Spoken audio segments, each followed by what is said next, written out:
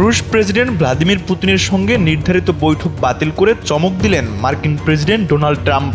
White হাউসের সাংবাদিকদের মুখোমুখি হয়ে ট্রাম্প বলেন, বৈঠকটা আমার কাছে ঠিক মনে হয়নি, তাই বাতিল করেছি।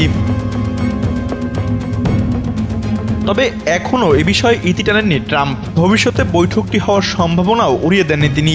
বৃহস্পতিবার এক প্রতিবেদনে এই খবর জানায় তুরস্ক ভিত্তিক বার্তা সংস্থা আনাদোলু। বুধবার ন্যাটোর মহাসচিব মার্ক রুটের সঙ্গে যৌথ সংবাদ সম্মেলনে ট্রাম্প বলেন, আমরা প্রেসিডেন্ট পুতিনের সঙ্গে বৈঠক বাতিল করেছি।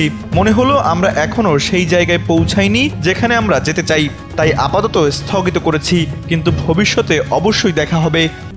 RICL TMX, যুগের পর যুগ স্থাপনা থাকে মজবুত।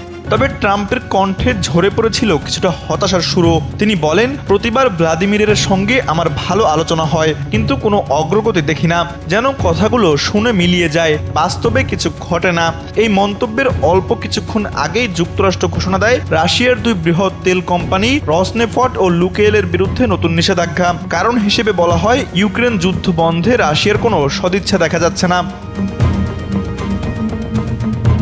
নিষেধাজ্ঞা প্রসঙ্গে প্রশ্ন করলে ট্রাম্প দৃঢ়ভাবে বলেন, আমার মনে হলো সময় এসে গেছে, আমরা অনেকদিন অপেক্ষা করেছি, এবার পদক্ষেপ নেওয়া দরকার ছিল। তিনি আরও যোগ করেন, এগুলো বড় ধরনের নিষেধাজ্ঞা, তবে আমরা চাই না এগুলো দীর্ঘস্থায়ী হোক।